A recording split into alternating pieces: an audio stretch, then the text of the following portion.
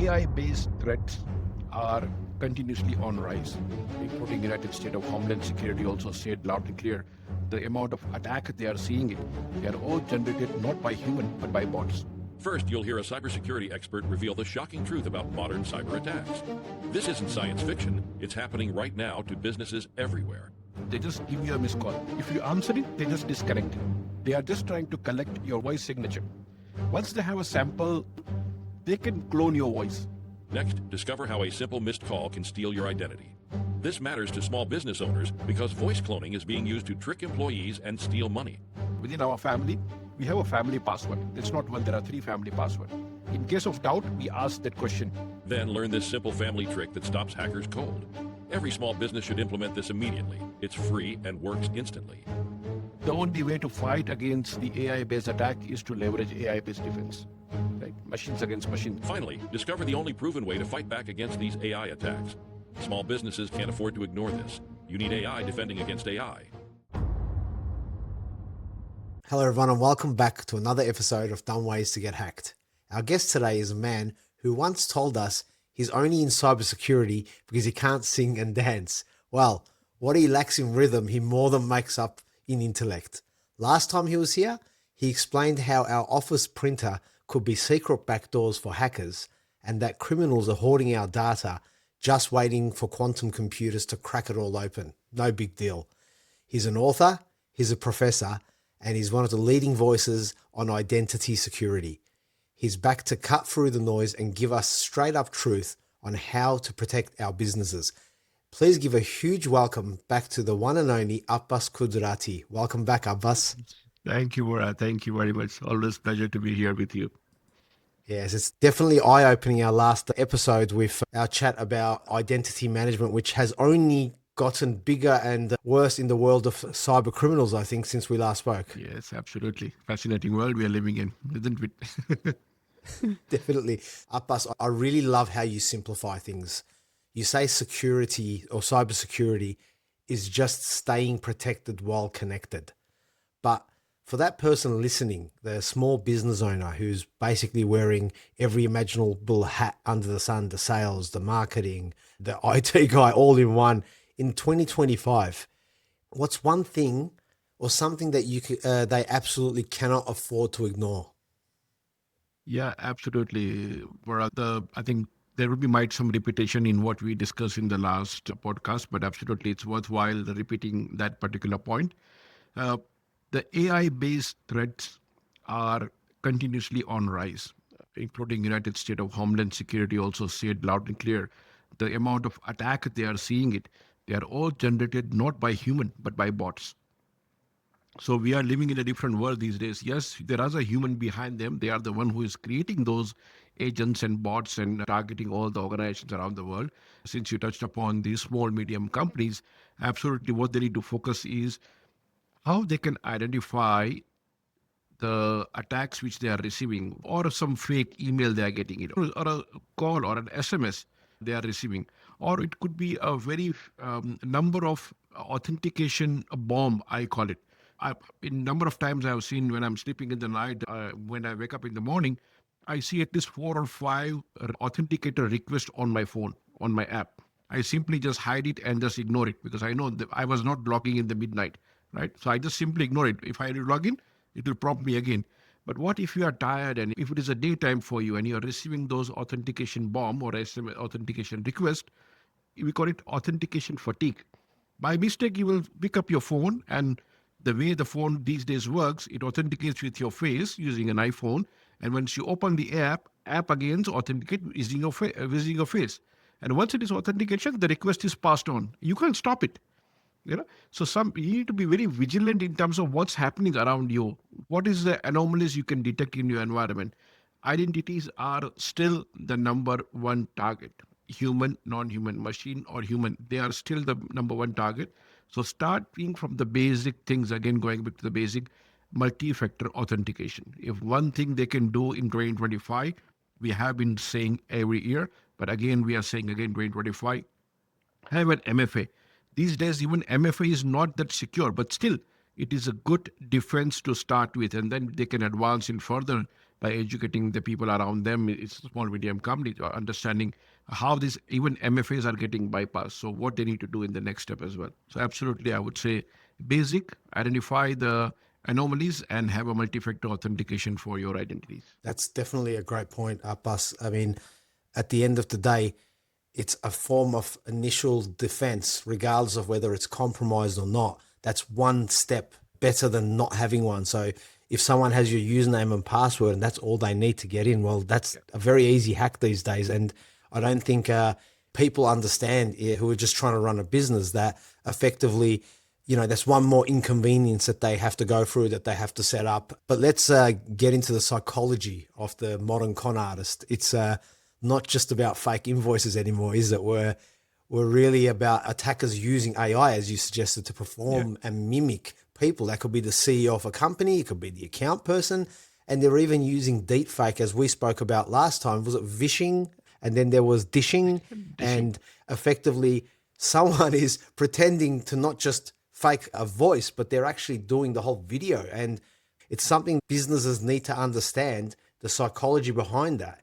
And if we walk through the evolution of social engineering, how are the attackers manipulating basic human trust in these new, incredibly sophisticated ways? Yeah. And what does that feel like for the person on the receiving end who gets these calls or emails? Absolutely. Exploiting the human behavior or exploiting the human innocence is what we call it a social engineering, right? They're taking advantage of someone being innocent and answering your call and giving you response.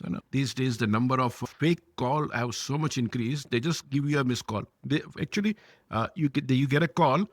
If you answer it, they just disconnect it. Or if you say something, or they might start a conversation for a couple of seconds and then disconnect it without giving you further information. Now, why are they doing it? They are just trying to collect your voice footprint or your voice signature. Once they have a sample, at least of 20 seconds of your voice sample, they can clone your voice. And using your voice sample, they can then create a deep fake audio or a video and send that message, or just directly give you a call saying that, hey, Dad, I'm stuck. Your daughter will, in your daughter's voice, hey, Dad, I'm stuck in so-and-so place. I don't have money to come back. Can you just transfer me something on this PayPal ID I have a newly created? And or you'll be under panic and you just do it. Or hey, or CEO will call in that particular voice. They will say to a CFO that transfer this money to this account, the payment is due, and you make the payment without worrying about it. So these kind of incidents are arising. Not only that, but if you have noticed during the Russia-Ukraine war, there were so many deep fake videos being created by Ukraine supporters or Russian supporters calling themselves each other that, hey, favor us and favor that.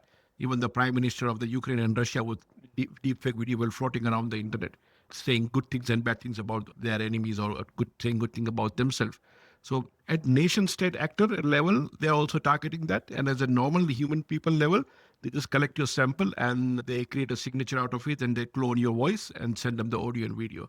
So really, it's so hard for a normal human being to understand, or we need to stay calm. The objective here is, or the option for you is, if you receive something like that, try to verify that. So I'll give you a personal example. Within our family, we have a family password. It's not one, there are 3 family passwords.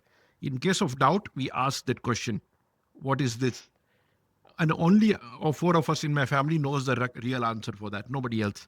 So if that can't confirm, then only we can answer or do something sensitive. It's like a multi-factor authentication within the family, So stay calm if you receive such kind of a call. Don't just say everything. If you receive somebody is calling you from a local number, no need to answer. When I receive a call, I always wait 5 seconds, 30 seconds. Let the some opposite person say that, hey, I am calling so-and-so. Only then I speak up. I never answer the first shot. Especially unknown number, I don't even answer the call. It's in my contact, then I answer. If I see an unknown number or some random number, I will not speak something until the opposite person strike the conversation. So these are the basic things I have learned because of my profession. But this is the forum where we are educating others that stay calm, don't get into panic. If you receive a video or try to verify it. Many times you get a call, hey, I'm calling from the bank. Okay, let me call you back. You know your bank number. You call back and say, I received a call from so-and-so. Is it something I can help you? Why did you call me? Why are you asking my credit card number or a password or whatever? Do that. rather than answering them, disconnected call back. So these are very basic things which we can educate our family, our elderly people especially, and our young children as well, that, hey, stay calm. If I want to call you, you know what my number is. I will not call you from a random number. I will verify it if I call you from a random number in case my phone is down. There are many other channels to communicate. I love that. Family password is definitely something that everyone should do, even within a business. Call it what you want, because we've seen, as you said, many cases out there, even popular people like the podcaster Diary of a CEO, Steve Bartlett, was saying that because he's obviously so popular, he's got virtually one of the biggest platforms. There's deep fake videos of him telling people of opportunities to come in for an investment. Yeah. And for only £3,000, this is what you'll get out of it. And people are falling for it. And then he's getting emails after saying, hey, I fell for one of these scams. And he's fighting the big companies to say, hey, can you guys take this down on the Meta platform or, on any of the platforms? And it's impacting everyone, big or small. And as you said, take a breath, then ask the questions that might verify that, or call the person back, or send them a direct message on their phone, whatever it is. And trust it's the biggest thing, right? Even within a workplace, we hire people that we trust, we build a team, and yet statistically, they can often be seen as the biggest security risk to a business. One innocent click can bring a whole business down. Yeah. So how does a leader without a massive budget for fancy training genuinely transform their team from being, you might call it a liability, into the strongest line of defense or a true human firewall? Absolutely. It's my favorite word, human firewall, right? We always say that, human is your weakest link. But as a matter of fact, human is your strongest link as well. So how do we prepare our workforce and make them a strong link rather than calling them and demotivating them? Hey, you are the weakest link. Of course, humans are dumb. That goes with your podcast, right? Dumb ways to get hacked. Yeah, absolutely. So we need to build a human firewall. And there are a few ways which we can, or a technique we can use it is education and awareness. That's number one, right? Make it personal for them. We always resonate. The examples I gave you, I'm just in my mind, I'm popping another example. I will tell you in a few minutes, a personal example. So education and awareness is a very key thing. But what happens in past, even when I was a CISO, our education program was once in a year. Later on, then it became a quarterly. But today, you can't afford to have a quarterly security awareness.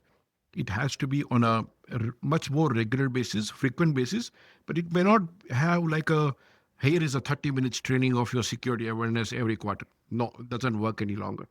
It needs to make it more interactive, more easy, more digestible. We call it a bite size or a chunk size. If you see some incident contest, make it such a simple way to understand your employee that, hey, this is what had happened, this is how it had happened. We need to be vigilant and focus on these three areas. Keep it very simple, keep it understandable in the layman language they can understand, and which they can implement in their personal life as well. Again, going back to the MFA, we keep pushing the day. Use your personal phone for authenticator app. We are not going to take any data from it's just for authentication. But tell them that you should be doing the same thing for your personal accounts as well. Your Gmail, your Facebook, your LinkedIn, your Instagram and whatnot. Do you have an MFA? If you not, this is what's going to happen. People will kind of take over, and we see hundreds of messages around on social media putting the message that, hey, my Facebook account or LinkedIn account has been hacked. Do not respond or accept any friend requests, or if anybody sends a message, do not answer them. You must have seen it many, many times happening. So give those examples. See, this is what happened. Let's start from your home and let's replicate the same practice within our corporate environment or organization you work for to make their organization strong as well. End of the day, it's an individual liability as well, because they sign the acceptable usage policy when they join as a HR contract. So we don't want them to lose a job by continuously or every time making a mistake for multiple times. Right? It's once okay, you give them education, but make them more vigilant. So build that particular human firewall stronger day by day, making it easier, safer, and more understandable in a chunk size, a digestible size, by giving them continuous awareness rather than doing more quarterly or annually in a way. I really seeing it more and more. I've had, and I will continue to have Mike Auerkirk, who's a well-known cyber trainer. And it's, even in his words, it's frustrating after doing training for people that they think it's just a tick box exercise. Yeah. A lot of businesses have just gone to this, well, watch this video. And the reality is that while the video's on, the person goes, makes a coffee, isn't really paying attention. If there's no requirements on that question and answers to be passed, I'll try it 3 or 4 times and think, oh yeah, that's okay. And move on. And he pushes the point that you should at least once a month or, once a few weeks while you're having your team meeting, just bring one of those topics up. Hey, this week's cyber training was this. Here's an example. Has anyone come across it, in your personal or your private? Let's just have a simple conversation just to keep that awareness going, because people in business feel like, again, this is something else that we just have to do because it's a requirement by so-and-so and it's just a tick box exercises. And it's like anything, it's all fun and games, or it's not impactful until it happens to you. And you know more than me how dangerous that could be when you are in that situation, whether you're big or small, and you've said something to me that really stuck, which was identity is the new firewall. Yes. It sounds profound, but for the average person, I guess, it might sound more like a corporate jargon. Can you break down for us, what does that really mean? And is it more complicated than just telling everyone to use that, don't use that password 123? No, it's no, it's more than that. And I want to share a small story around that as well. So if you go back around 10 years back, we have been seeing a lot of viruses and malware being targeted on your end user device, your laptop and all. So what we did as an industry, we implemented antivirus, anti-malware. We implemented BitLocker. We hardened the device so much that attackers got worried. They said, oh, now machines are strong. I need to find another target. So from your endpoint and laptops and operating system, they moved towards your perimeter. They started targeting your VPN infrastructure, your home Wi-Fi, your company firewall, and your routers and firewall, whatnot. I'm talking about when cloud was just beginning. But then technology advanced. We got next generation firewall and all those kind of fancy things, which has made them more strong. And people started moving to the cloud as well. So that hackers again said, oh, I need to find a new target. So then moved to the cloud environment. Then everyone started leveraging cloud, especially after the COVID time. But what happened is, in a rush, we haven't strengthened our cloud configuration, misconfiguration, open ports, open VM, a lot of unpatched environment on the cloud. Hackers found the new target. They started targeting all your data and everything on the cloud. But then industry again wake up, oh, we need to secure it. So we implemented cloud workload protection, cloud threat protection, your WAF and DDoS protection and everything. Now hackers wanted to find a new target. Everything is getting secure. What shall I target now? Okay, let's target the identity. Because people are still not focusing on identity. It's a very personal thing. It's not just about the password. Password is the easiest thing to find online and they can try it, right? But they got more smarter. They said, okay, I cannot try a brute force attack anymore. Brute force attack is like a simple dictionary-based attack. My password is a random thing and you get it. Because if they try brute force, the accounts get locked out in the 3 attempt, 5 attempt. So what the hackers have gone smarter, they leverage a technique called password spray. So what they do is, because of so many breaches around the world, for example, a couple of years back, there was a LinkedIn breach where millions of passwords were compromised. So hackers take this password and put it on the dark web and try to sell it or make it freely available. So they go and collect all the password. And as a human nature, you may have the same password for 2 or 3 environments. You are using the same password for your Gmail, same password for the Facebook account as well, because hard to remember. Now people are getting more vigilant and using the password managers and things like that. But some time back, password manager was not that easily used. So you have multiple people with the same password. So going back to the password spray, they take the passwords, they spray the same password against all the account. And if one of your employees is using a secure password, not password 123, it's a secure password, strong password, but it's a compromised password. They get hold of it. And if you don't have an MFA, that's the end of the story. They get inside the network, get into the cloud environment, take the data, encrypt the data and all. So identity is becoming a core priority or the new firewall or a new perimeter or a new attack surface, whatever you call it, right? That is why we are seeing it.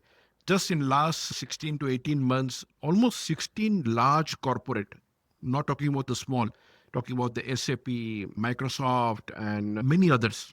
I can go on list. They all have been targeted for identity. They have been compromised because of a weakness in human as well as non-human identity. That's what the hackers are taking advantage. And the most recent one, you talk about the contest one, again, identity. There's a famous Octa Tempest or a Scatter Spider. Everyone talking about these days. This is one of the very notorious hackers group called Scatter Spider. They are leveraging identity weaknesses across the world and targeting the companies who have less MFA or MFA fatigue or a SIM swapping and SMS bombing, phishing bombing, those kind of techniques they're using it. I hope it makes sense in a word. Definitely a big one. Is important. Yeah. And you mentioned something there, at this point, everything you said is fascinating and slightly terrifying, but you mentioned the concept, the ghost in the machine. These are forgotten accounts in the office printer or some old software that they may have done years ago and never touched again. It sounds like leaving the back door wide open effectively. Why are these non-human identities the perfect hiding place for an attacker? Exactly. Especially in last couple of years, NHI or a non-human identity has become a buzzword. We had a non-human identity called service account. We have been using it for many years. However, the service account was not exposed to the internet. It was more focused on the inside, and people created the password, very strong password, and it was non-interactive. But then human itself started taking advantage of this service account by bypassing the administrator privilege or bypassing the privilege access management software. Now, beyond that, now that systems are interconnected and exposed to the internet, hackers have found a way, okay, as I told you the story of on-prem to the cloud and all those things in identity, humans are now getting smarter. They're putting the MFA and things like that. It's slowly getting better. It's not that bad, but still, we have a long way to go. So now hackers are thinking, okay, humans are there, but let's now target non-human identities. It could be your privilege service account. It could be agent or a chatbot running which has a high privilege because they inherit all the administrative privilege and it can access many things. Let's exploit these areas because nobody's watching them, nobody's monitoring them yet. There are a lot of startups, including our own company, who are focusing in that area for visibility. That there's not many solutions or technology available to go and identify all these ghosts in the machine or so-called non-human identity and categorize them as an exposure. That is it really risky? Yeah, I found it, but do I have a technology which could tell me this particular printer I have next to me, behind me, also uses administrative privilege in my network. So if somebody has that particular password, they can actually do anything in my network. Examples of a fish tank being targeted I think last year in one of the casino, right? So using the fish tank IoT device, which they got a hold of it, they got into the network using their identity as well. So ghost is really in the machine these days. And there's a long way to go in that area as well. Yeah. And it's, again, these days, every home has so many smart devices, whether it be your lights, whether it be, your Google devices or whatever they are. Yeah. And I don't think we just think that, how's that a risk? I mean, they have open access to the company so they can do updates and they can do setting changes. But if that information about how that device connects back to the base, if you like, or back to the home is exposed, and that's what hackers do, then you don't realize they're inside your home. And once they're inside your home or your small business or whatever it is, then they have access to everything. They can access your modem, change settings, as you said.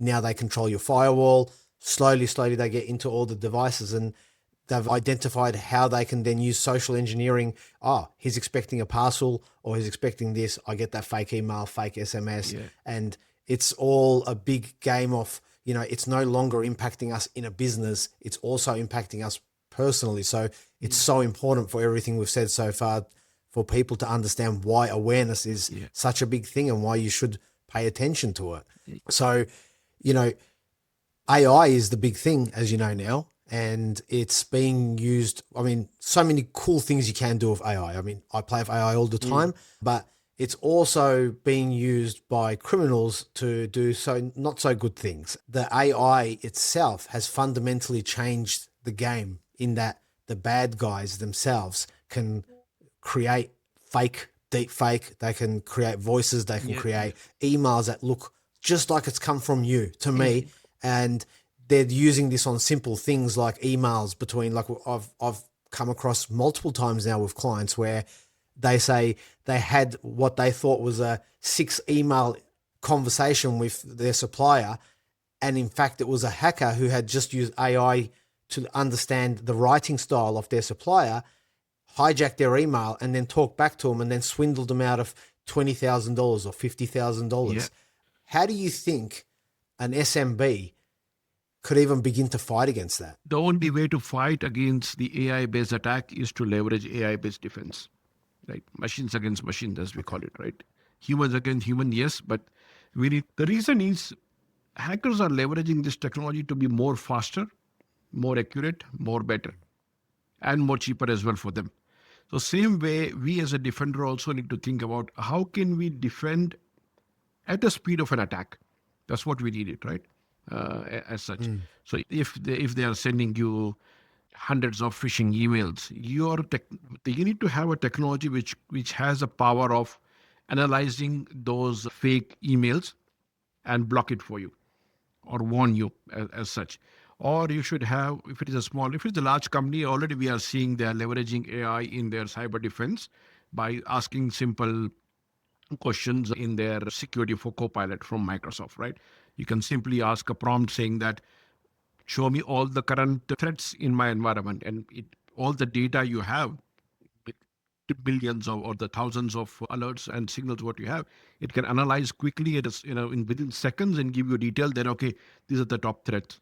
You don't have time to analyze as a humanly it's impossible.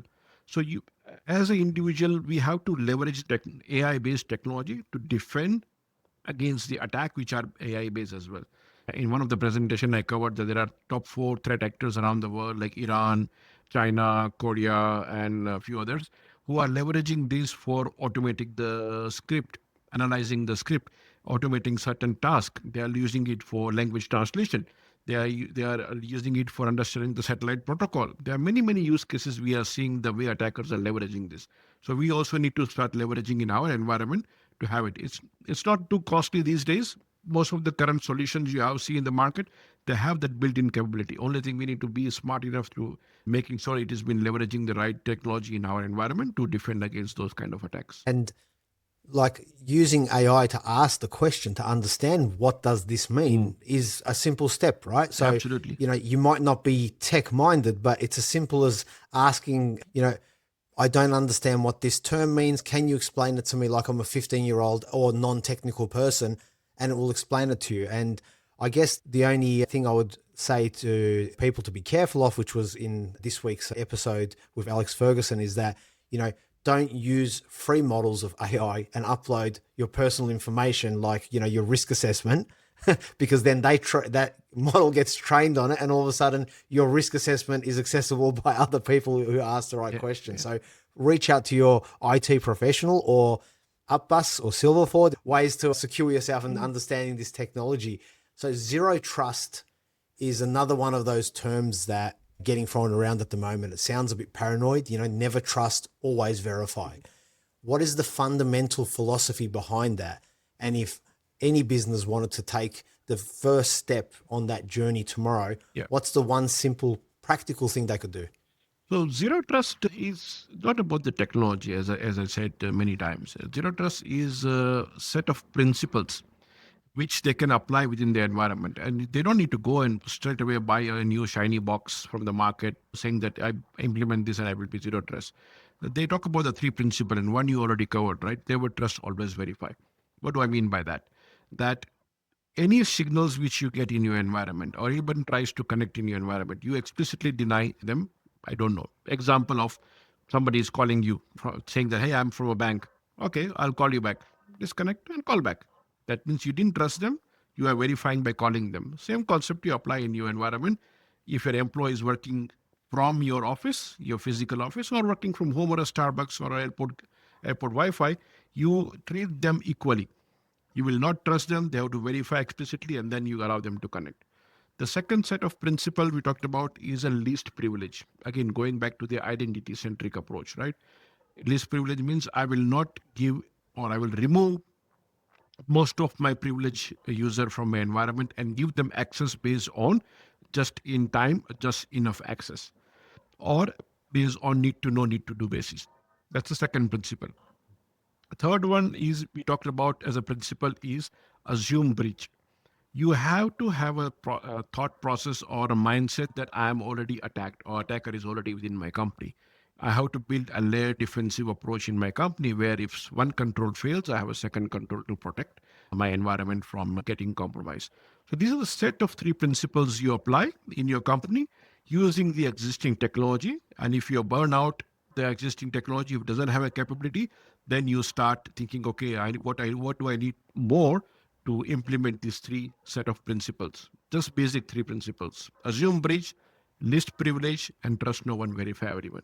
And as simple as that. Yes, that's as simple as that. Well, I but guess as simple as that, yeah, absolutely. It's a journey. it is a journey. And, thinking about everything we've spoken about from the first conversation to the zero trust, again, it's all identity, as you said. It's all just stopping, thinking, taking a breath, asking the right questions, verifying, not just taking the word, or if you're being bombarded with something, just swiping away from it, and just not automatically creating a trust with anyone is something so simple to follow. They're more human almost than like, as you said, a lot of this isn't technical. It's not some high end, as you said, shiny box or fancy computer I get and I'm good. And I think it's a very big misconception out there that I'll go buy this fancy firewall box, put it there, and I'm safe forever. Or I will go and install this protection software with EDR, and that's it. I'm good. My computer's safe. Email filter, and it's something that I see so often out there is that misconception. And I'm pretty honest with people. I tell them up front, it doesn't matter what I do. There is no way I can protect you 100% because it's as simple as me fortifying your house, and putting big fences around it, putting laser guns on there, a camera system, detection everywhere. But the second someone comes and says, I've got a parcel for you, or I'm your pizza man, and you look at that camera and you're like, oh, that's legit, push the button and let him into your house. Well, there goes all my technology. Yeah. So again, it's all of these principles apply when you put them all together to all of these concepts, and everyone should, understand that. So for our listeners who are now probably feeling a healthy sense of panic, if you were advising your own family member who runs a business and you told them you have to do these three things this week, no excuses, what would those three high impact actions be? There's a very interesting jargon or three keywords created by Australia Signal Directorate or Australian CERT or whatever you call it, called catch, patch, and match. So the new catch, patch, and match, if you've heard of it, it was back in around 10 years back. What it says is catch is make sure you catch the bad guys or bad actors in your company by having an antivirus, anti-malware. Very, very basic thing. This is the old version. Huh? The new, I'll tell you the new version. Patch is make sure your systems are up to date. Make sure you're using a good software, always up to date, patching and everything. Match is make sure you have the right softwares and application in your environment, which can be or approved one or version of that. But the new version of the three things, if you can think, is MFA everywhere. On-prem, on cloud. That's the number one thing I always say, MFA everywhere. Second thing, of course, a strong defense system, starting with a good antivirus, anti-malware, because that's the end of the day, your data has been residing on that, it has been targeted. The third thing I would say is the visibility and vigilance.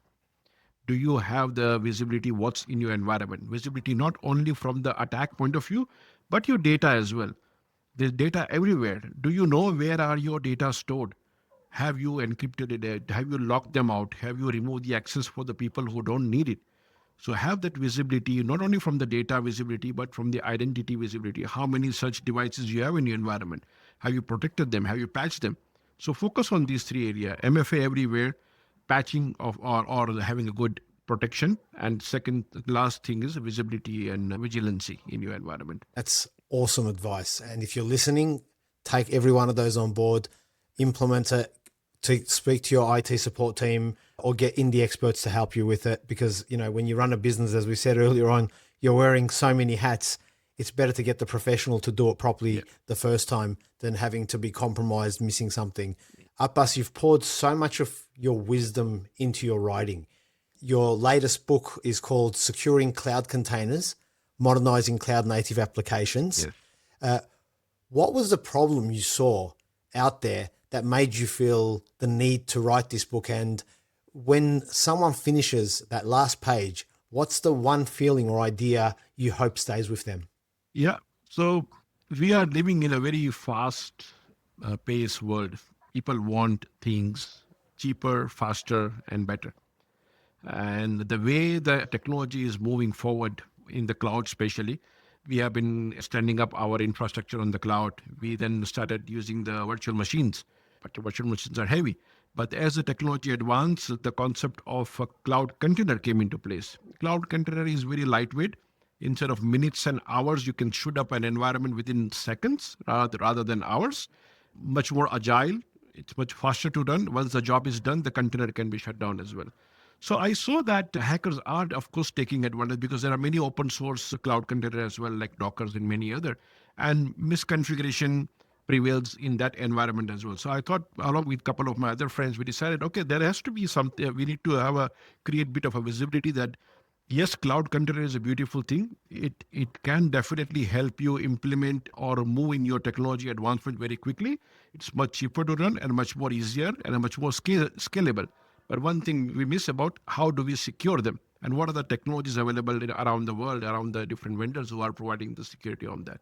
So I thought we need to create that kind of a checklist and awareness about securing the cloud container current era. And we thought, okay, let's create something which could help everyone, and especially targeting all our cloud architects. That's something we are seeing increasing day by day to moving faster and better. So that was the whole idea of writing a book, detailed book about container like Docker, Podman, and many other things we have around in our technology landscape. Oh, congratulations again. And I definitely highly recommend it along with many of the books you've written. As always, how do people reach out to you if they want to get in contact with us? On LinkedIn, absolutely. I'm easily available on LinkedIn. They can Google my name and they'll find a lot of things. On Amazon, just search my name and they can find all my books. But before you end, Bora, I have a special guest to introduce you. We talked about AI a lot, right? So I have a latest toy which I play around. As you talk about AI, with a lot of things around us is all based on AI as well, right? So let me show you who I have. I have a pet dog. I want to introduce you to that as well. So here's my pet dog. Oh, hello. If you do it, you pat it and it talks to you. So this is my pet dog. I play around. Here's the real question, Abbas. How have you modified your poor pet dog? I have modified a lot. It has its own identity and it's going to run around now everywhere. Once I leave it on the floor and make a mess, stop bumping. But actually, there is one cool thing I want to show you. So if I tell him, give me a fist bump, it gives me a fist bump as well. That's brilliant. I love it. What's he called? It's called Luna. And this is, again, based on ChatGPT. It has a built-on ChatGPT. I can converse, I can ask questions while I'm working, weather and whatnot. And it has a surveillance as well. So I can, with my phone, I can control and see and make the pet dog go anywhere in my house, and it can watch what's happening in the house as well. AI everywhere, as you said, right? That's right. I hope he's not a weak link in your network, Abbas. It's in my separate segmented network. So zero trust, micro segmentation. All my IoT device in my home is on a separate network, not in my production. That's something we'll definitely have to talk about in our next episode. As always, I truly want to say thank you for your time, for the effort you put in, for all that you give to the community, for the books that you write. And you're definitely someone who I love working with, and you're always open to when I have questions. And so for everything that you do and for being on the podcast, thank you